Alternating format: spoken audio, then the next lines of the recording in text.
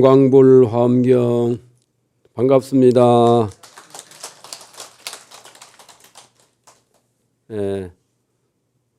제가 이제 2013년도에 법화경을 가지고 여러분들하고 그때는 매주 목요일이던가요? 그렇게 만난 적이 있습니다. 오늘은 아까 우리 국장님 소개한 것처럼 제가 이제 화엄경 공부한 결과물이 작년까지 나왔습니다. 그래서 그게 이제 대작불사다 이렇게 말할 수 있는데, 화엄경은 여러 스님이 번역을 했지만 중국의 청량국사라고 유명한 스님, 당나라 때 스님인데 그분이 이제 아주 최고라고 이렇게 알려져 있습니다. 근데 그것을 내용이 많아서 이제 다 번역하지 못하고 있다가 제가 이제 부처님 되려고 출가를 해서 그동안 먹고 마신 밥값이 많지 않습니까? 그죠? 이 절밥이 공밥이 아니거든요. 그래서 부처님 밥값 하려고 이제 번역을 시작을 했는데 한 25년 걸렸습니다.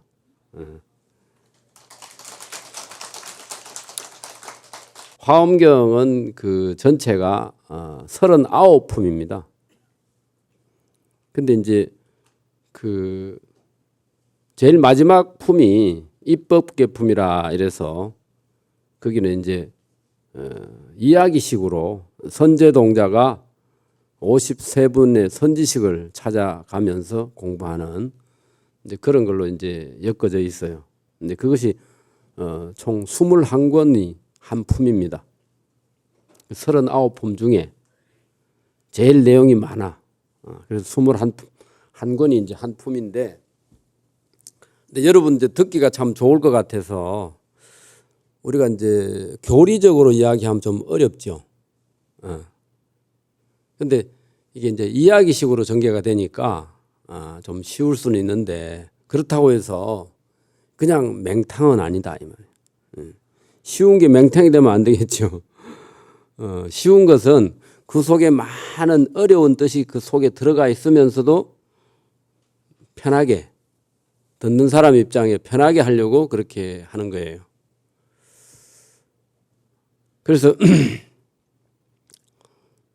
화엄경은 주제가 이제 깨달음, 부처님의 깨달음이 이제 주제인데, 그래서 화엄경 첫 시작이 보리수화에서 부처님이 깨달음을 이루셨다. 이게 첫 마디에 그게 나옵니다. 근데 그거를 이제 깨달음이 주제인데, 그럼 어떻게 하면 깨달을 것인가? 깨닫는 이야기를 하는데 앞에 6품 빼고는 전부 다 깨닫는 이야기를 해요.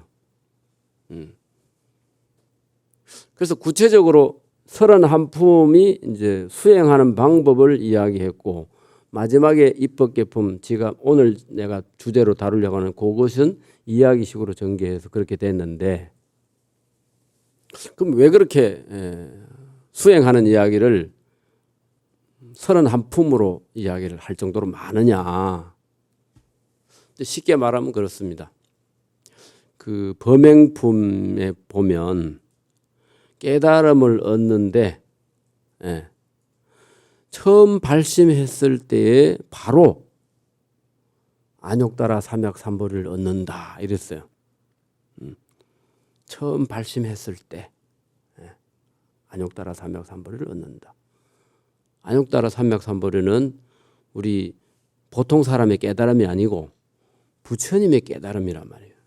깨달음도 아라한의 깨달음이 있고 벽지불의 깨달음이 있고 보살의 깨달음이 있고 부처의 깨달음이 있는데, 우리가 이제 금강경에도 나오고 여러 군데 나오는데 안욕따라 삼약삼보리는 부처님의 깨달음이다. 그건 뭐냐? 대승의 깨달음이다 이거예요.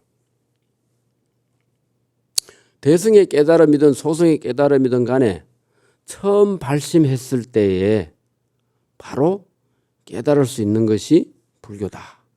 이렇게 이야기를 합니다. 그것을 우리는 흔히 도노라 그래요. 단박 깨달는다. 뭘로 깨닫는다. 근데 이제 그것은 전생에 수행을 많이 하고 아주 선건을 많이 심은 사람이라야 그렇게 되는 것이고, 우리 보통 중생은 믿음이 부족하고, 또 불교에서는 믿는 마음 다음에 중요하게 생각하는 걸 발심이라고 합니다.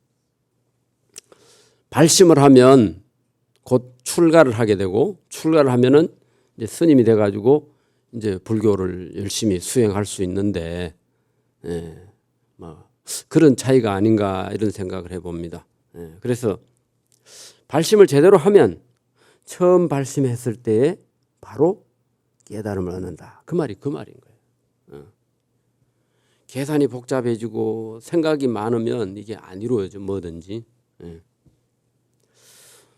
근데 이제 그 상근기는 그런데 중근기, 하근기는 여기 걸리고 저기 걸리고 하다 보니까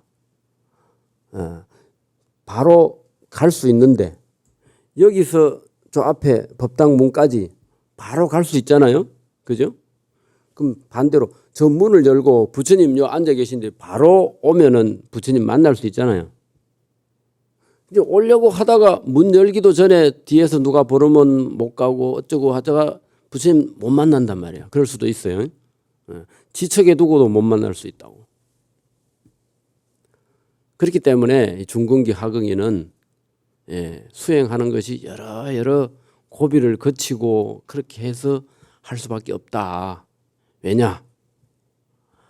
바로 가면 되는 걸 알면서도 내가 부모로부터 물려받은 탐진치 때문에 욕심이 많잖아요. 사실은 쓸데없는 욕심이야. 부처님은 내 것을 가질 생각을 안 해요. 우리는 태어나서 살면서 내 것을 가져야 된다, 돈을 모아야 된다, 돈을 벌어야 된다, 이 생각이 늘 있잖아요. 근데 사람 살아가는데 그 많은 돈이 필요하지 않습니다. 살아보니까 제가 이제 스님 된 지 한 42년 됐어요. 그동안 먹은 밥값이 이게 무게가 있어. 그래서 그거를 갚으려면 공짜가 아니야. 그래서 이제 오늘 회장 스님이 그러시네. 스님은 밥값 했다고.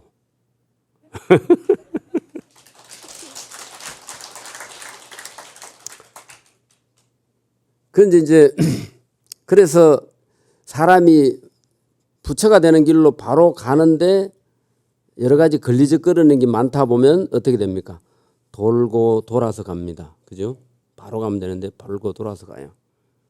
만약에 우리가 63빌딩에 올라간다. 63빌딩에 올라갈 때 엘리베이터 타고 한 번에 바로 갈 수도 있잖아요. 그런데 중간에 63층 올라가는 동안에 중간에 여러 사람이 자꾸 눌러. 그럼 1층에 서고 2층에 서고 하다 보면 63번 서야 내리죠. 그런 것처럼 이게 돌고 돌아서 가는데 그게 전부 다 본인 책임이야. 본인이 여기 저기 걸리고 저기 걸려 있는 거예요. 그렇게 하다 보니까 그 깨닫는 이야기를, 수행하는 이야기를 31품에 걸쳐서 화엄경에서 하고 있어요. 그래가지고 그것을 이제 여러분들 또 이야기 한번 들어봤을 건데, 십신, 십주, 십행, 십회양, 십지, 이거만 50가지예요. 그러다가 등각, 묘각 이래가 52 숫자, 그리고 본래 숫자 하나 해가지고 53. 그래서 선제동자가 53 선지식을 만나서 성불하는 이야기가 곧 오늘 이야기하려고 하는 입법계품이다 이거예요. 그런데 선제동자는 사람 53사람 만나는 걸로 공부를 다 하는 거야. 쉽죠? 63빌딩 올라가는 것보다 10개가 적잖아. 쉽죠? 그렇게 생각하시면 돼요. 근데 부처님이 이제 입법계품 처음 시작하는 서두에 어떻게 됐냐면 한번 들어보세요. 여러분 합장하시고, 그때 세존께서 보살들의 생각함을 아시고 큰 자비로 몸이 되고 큰 자비로 문이 되고 큰 자비로 머리가 되고 크게 자비한 법으로 방편을 삼아 허공에 충만하사 사자의 기운 뻗는 삼매의 뜻이었다. 모든 세간이 모두 깨끗하게 장엄하여지고 그때 이 크게 장엄한 누각이 별안간에 넓어져서 끝닿은 데가 없었다. 이게 입법계품의 시작이에요. 입법계품은 그 21권 한 품만 하더라도 훌륭한 경전입니다.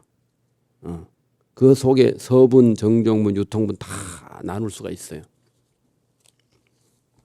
근데 여기서 중요한 것은 화엄경은 수준이 높은 경전이라서 부처님이 직접 설하지 않습니다. 보살들이 대신 설해요. 근데 여기는 부처님은 지금 사자의 기운 뻗는 삼매 여기에 들었다 그랬죠. 이게 사자 빈신 삼매라고 하는 겁니다. 사자의 기운 뻗는 삼매라는 것이 뭐겠느냐 한번 생각해 봅시다. 사자가 편하게 쉬고 있거나 밥을 먹고 하다가 이제 나가야 되겠다. 또 이제 볼일 보러 나가야 되겠다. 뭐 동물들이 볼 일이 뭐겠습니까? 이제 배가 출출하니까 뭔가 먹이 활동을 좀 해야 되겠다 하고 기지개를 펴면서 이렇게 일어서는 것이 바로 사자 빈신삼매라 하는 겁니다. 이건 뭐냐 하면 제가 본 느낌으로는 부처님이 이제 도 닦는 이야기를 쉽게 해주고 싶은데 여러분들처럼 이렇게 저를 다 쳐다보고 있으니까 그죠? 어떻게 하면 쉽게 해주고 싶은데 어떻게 해줄까 생각하시면서 사자 빈신삼매에 든 거예요. 그 짧은 순간에 한 생각이 뭐냐? 이 부처님 생각을 대신 말하는 겁니다. 이야기식으로 그죠? 어렵게 교리 이야기 안 하고 아주 전생부터 성건 많이 심은 한 사람을 딱 주인공으로 등장시켜서 이 사람이 스승 찾아다니면서 공부하는 이야기를 하면 재밌게 공부하겠구나 이렇게 생각하겠다 이 말이에요. 그게 입법계품 시작이에요. 스님 저기 입법계품이 뭡니까? 이렇게 물으면 법계에 들어가는 이야기를 한 품이다 이 말 쉽게 말하면 그죠? 법계가 뭐겠습니까? 이 세상이 전체가 법계예요. 부처님 진리가 숨쉬는 곳 이것이 법계인데 그걸 다른 말로 하면 부처님 깨닫는 그 어떤 문 그걸 해탈문이라고도 하는데 그것도 법계라고 합니다. 그러면 선제동자가 53선지식을 찾아가서 그 한 분 한 분한테 듣는 법문이 다 법계라. 선제동자가 만나는 선지식이 몇 분? 53분. 문수보살이 부처님의 명을 받아서 이제 이런 쉬운 불교, 도 닦는 이야기를 하고 싶은데 거기에 적격이 되는 사람을 찾았어요. 그게 어디에서 찾았느냐 하면 복성이라는 곳에 복복자 재성자 복성. 복성은 뭡니까? 복이 많은 사람들이 사는 동네가 복성이야. 그죠? 거기에 500명의 대중들이 다 모여 있는데 문수보살이 오늘 법문하신다 하니까 사람들이 다 모인 거예요. 그래가지고 이제 이렇게 제가 지금 여러분을 쳐다보듯이 이렇게 이제 한번 툭 둘러보는 거예요. 도 닦은 사람들은 보면 이제 뭐 관상쟁이는 아니지만 이렇게 보면 저 사람은 업이 좀 적겠구나.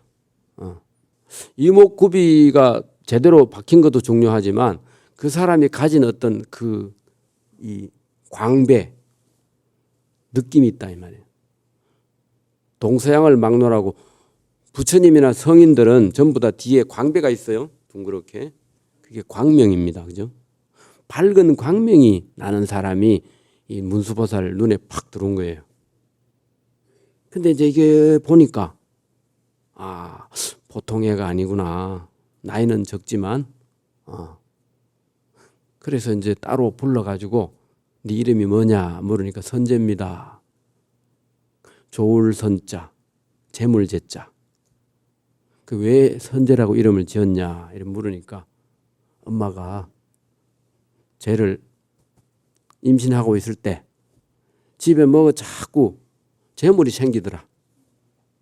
그리고 태어나는 그 순간에 막 좋은 일이 집안에 좋은 일이 너무 많이 생겨서 그 이름을 지으려고 할 때 이름 좀 잘 짓는 분이 말하기를 얘는 복덩어리입니다. 그렇기 때문에 아주 재물이 하면 많이 생길 것이고 좋을 거다. 그 좋을 선자 재물 재자를 그래서 선재라고 했단 말이에요. 그래서 선재동자를 이제 따로 해가지고 네가 내 말대로 하면 네가 성불하기에 빠를 텐데 내 말 듣겠느냐? 그러니까 제가 발심해서 성불하는 게 제 목적이니까 뭐든지 시켜주십시오. 그러면 어디 가서 누구를 만나라. 이런 식으로요.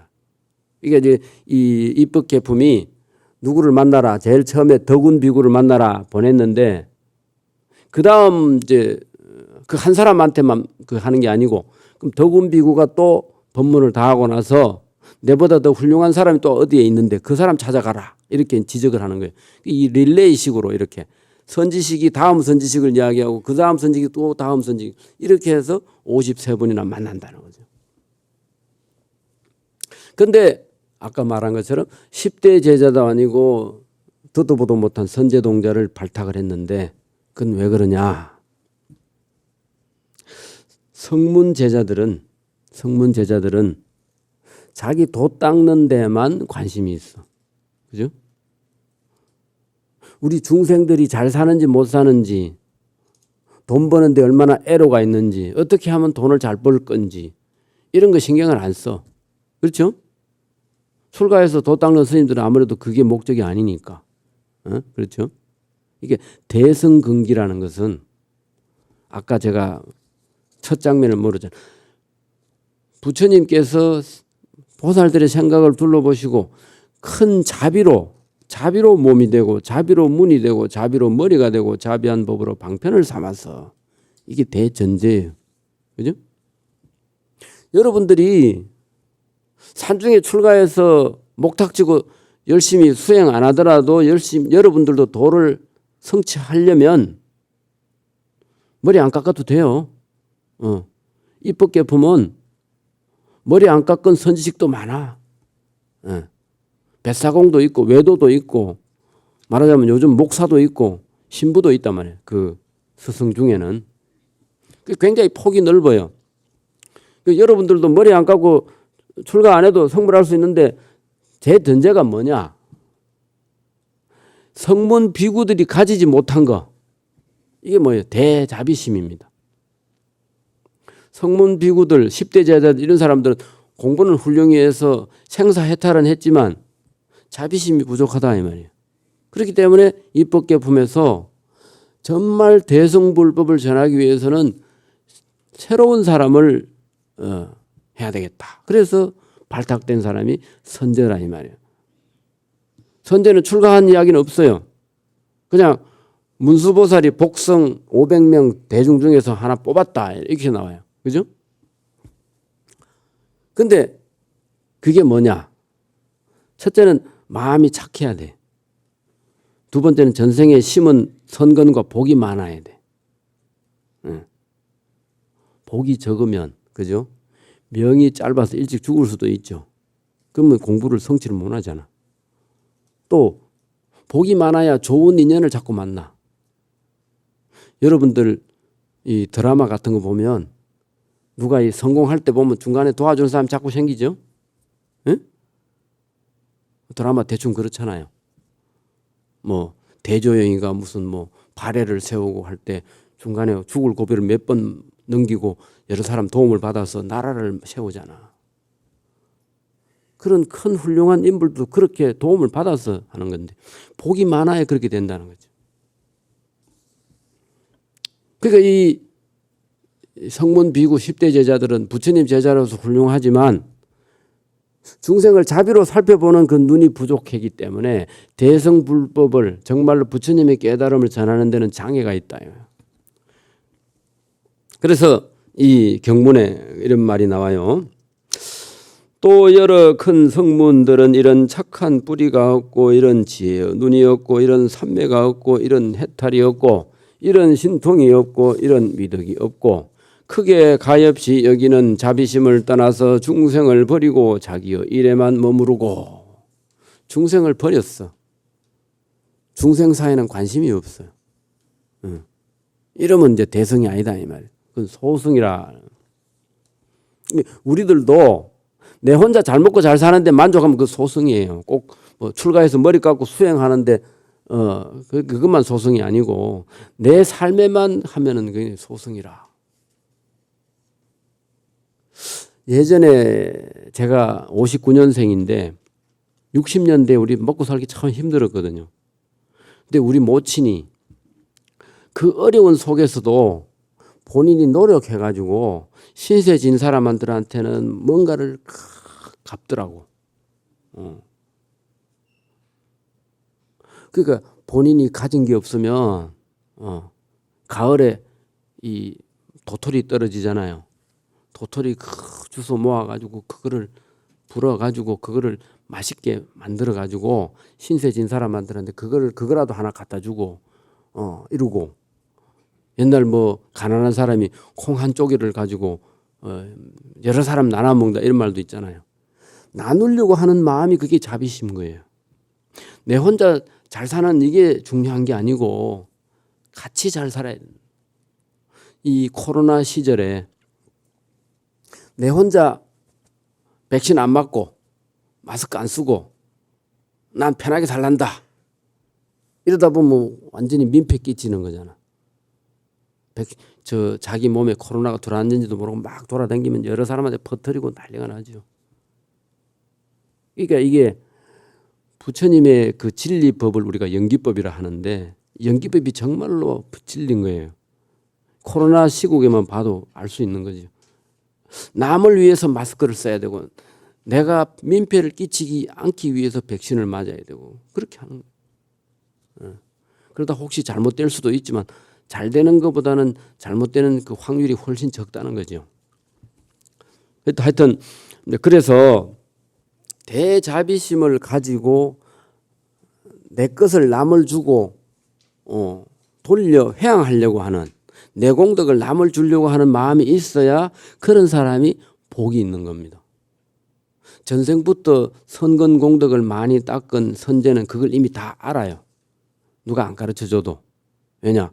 길 가다가 애가 넘어져서 울면은 이렇게 세우고 사탕 사주고 그렇게 하잖아. 이제 선제동자가 문수보살한테 이제 그런 이제 발탁이 되고 나서 처음에 이제 칭찬을 받습니다. 한번 해보겠습니다.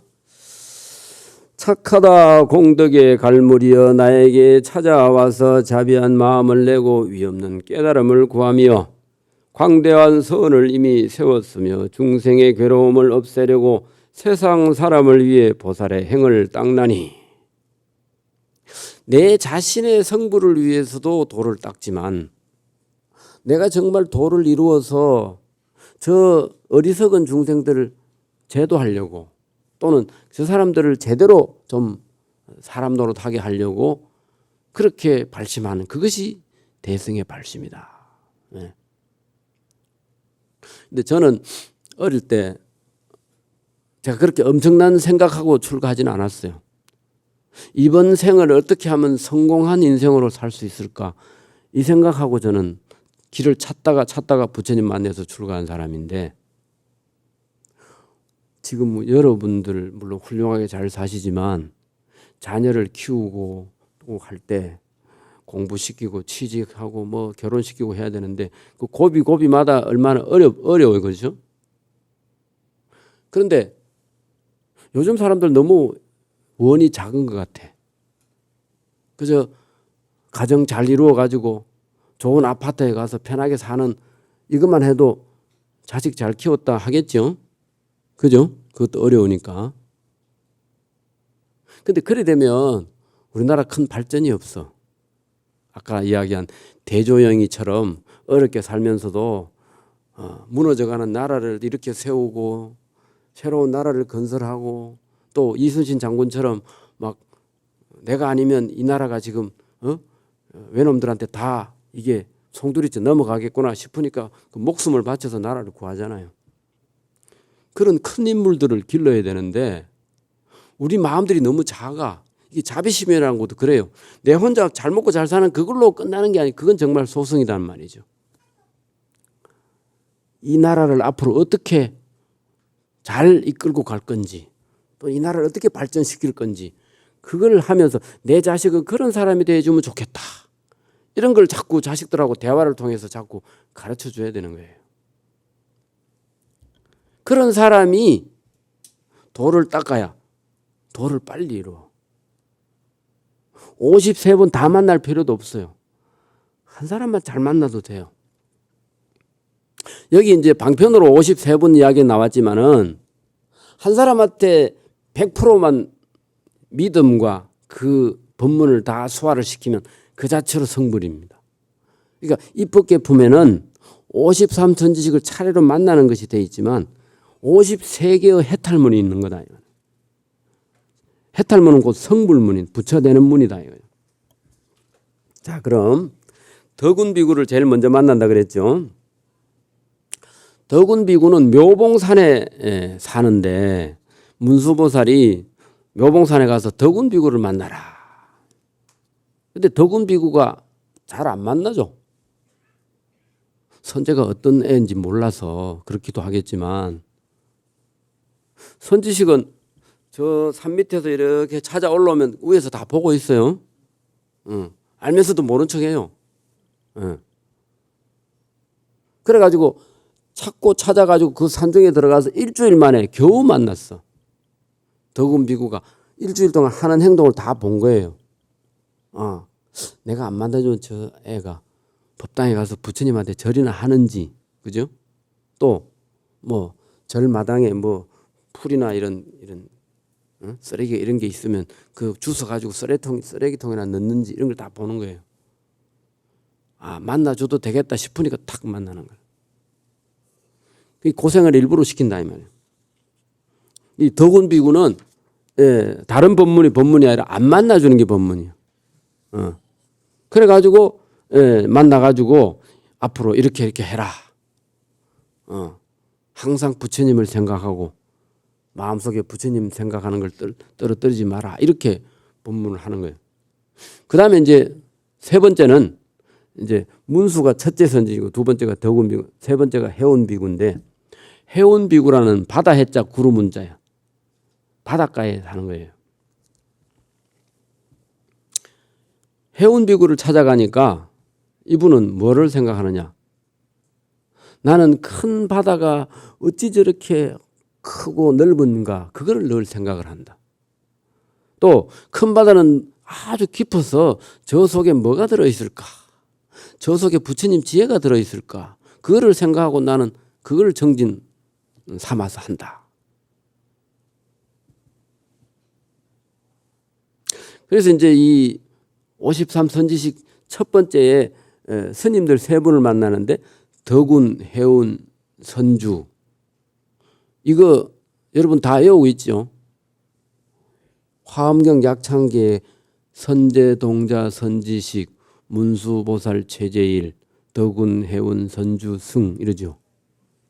그게 화엄경 약창기야. 덕운, 해운, 선주 그 끝에 승 하냐. 승은 스님 승자야. 그죠? 덕운, 해운, 선주가 다 스님이다. 그 다음에 미가장자를 찾아가는데 미가장자는 세속 사람입니다. 의사야, 의사.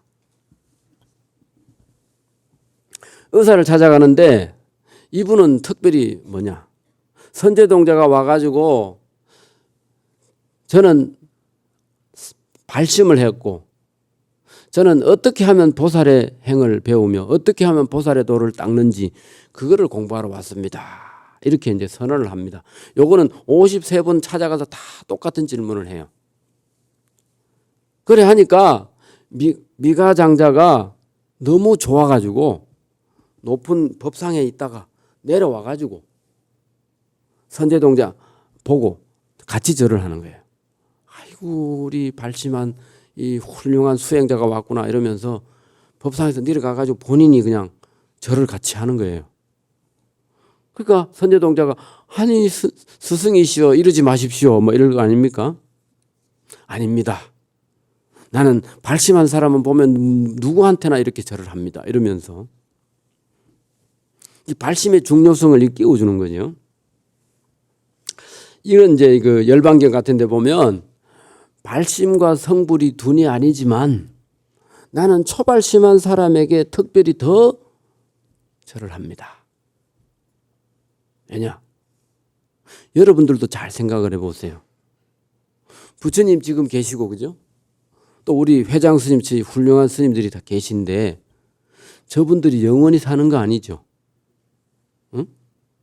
또 새로운 사람이 젊은 사람 또 출가해서 스님 되고 그분이 공부해가지고 또 훌륭한 법문도 하고 또 한 소식 하고 깨닫고 이래야 되는데 발심한 사람이 자꾸 안 나오면 우리 불교가 결국은 이게 이어지질 않겠죠.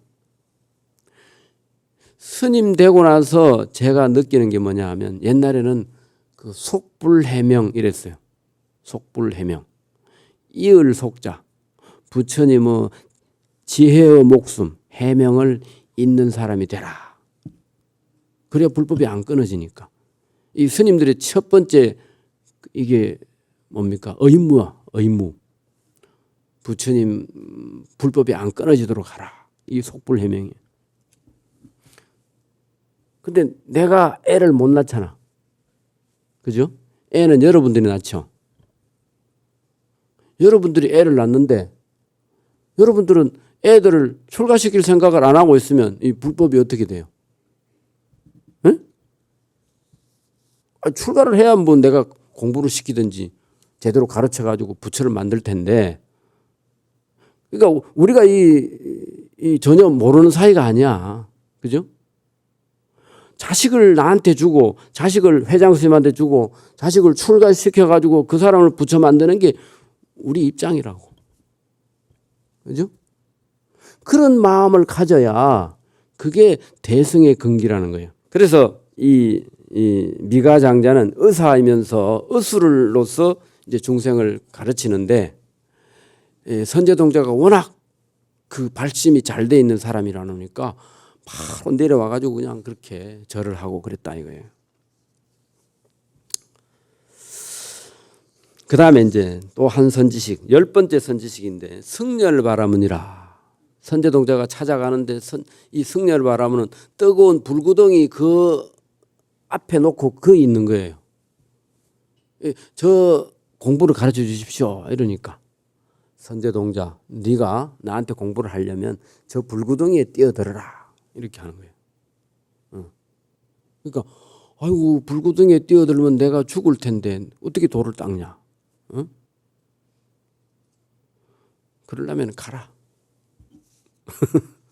그래서 선제동자가 거기서 고민을 합니다. 아, 내가 이 육신을 저기 던지면 나는 뭘로 불법을 닦을까? 혹시 저 선지식이 마구니가 아닐까? 이런 생각을 하고 있는데 이 천신들이 처음 나타나가지고 선지식을 의심하지 마라. 문수보살이 네가 처음 발심했을 때 선지식을 찾아가서 부지런히 수행하고 선지식의 말에 의심을 하지 말고 선지식의 허물을 보려고 하지 마라. 크게 세 가지를 당부를 했는데 그 말을 기억하지 못하느냐. 선제동자가 정신이 번쩍 들어가지고 맞아. 앞에 선지식이 추천해 준 사람이니까 저 선지식은 틀림없다. 그럼 내가 몸을 던져야지. 그리고 몸을 던져. 이 불길이 몸에 닿는 순간에 선제동자가 그 나오는 게 뭐냐 하면 뜨거울 줄 알았는데 하나도 안 뜨겁고 아주 편안하더라. 그래서 거기서 삼매를 얻는 거예요. 이게 뭐냐 하면 내 목숨 아까운 네 생각으로 해서는 안 돼. 우리 저 불법을 제대로 닦으려면요. 내 목숨 내놓고 해야 됩니다. 왜냐? 우리 보살이나 아라한들은 그걸 알아요. 여러분들도 이제 믿음만 충분하면 그게 가능한데 뭐냐 하면 내가 죽어도 다음 생에 다시 또 부처님이 나를 인도 환생하게 해줄 거다. 사람으로 태어나게 해줄 거다. 이 강한 믿음이 있어야 돼요. 부처님은 중생 하나를 건지는데 자기 몸을 바친다는 거예요. 그래서 저 앞에 개성에 보면 사신무량 등 찰진이라 이런 말이 있어요. 중생을 제도하는데 당신이 몸을 버려. 그런 숫자가 이 찰진수는 지금까지 거쳐온 이 나라 숫자를 찰진수라는, 찰진수와 같이 그렇게 수없이 버렸다. 수없이 버려도 다시 태어나고, 그죠? 이게 불교 공부를 하려면 이번 한 생에 이게 끝이다 이렇게 생각하면 불교 공부 못 해요. 불교는 끊임없이 이어진다. 여러분들 발언문 중에 세세상행 보살도 있죠. 태어나는 세상마다 항상 보살도를 닦으리라. 응? 요즘 사람들이 제일 문제는 뭐냐, 한 생에 다 하려고 하니까 돈 갖다 바치고 뭐 비리 저지르고 하죠. 그래서 그런 마음, 그 다음에 내 목숨을 내놓아도 아깝지 않다. 왜냐? 다음 생에 또 태어나니까. 그리고 이 14번째 구족 우바이라고 하는 이제 여성 이제 선지식이 나옵니다. 구족 우바이는 하도 공덕이 가득한 그런 집에 사는데 이분은 특기가 뭐냐? 조그마한 그릇에다가 자기 앞에 딱 놓고 누가 이렇게 찾아오면 그 음식을 대접하는 거예요. 그 음식이 이게 어떤 음식입니까? 이렇게 선제동자가 물으니까 그 향기가 나지 않느냐. 너무 향기가 좋습니다. 그 음식은 향기 나는 음식, 향반이라고 하는데 그 음식을 먹으면 근기가 빠른 사람은 일주일 만에 성불하고 근기가 좀 못한 사람은 한 달 만에 성불하고 그 음식을 먹으면 성불하게 되는 음식이다. 이렇게 하는 거예요. 그런다고 그 욕심으로 많이 먹는다고 그 성불하는 건 아니거든요. 음식 먹을 자격이 되는 사람이 먹어야 되고 또 음식을 그걸 먹으면 욕심 많고 남한테 성잘 내고 어리석은 사람은 그걸 먹으면 소화를 못 시켜 토해낸다는 거예요.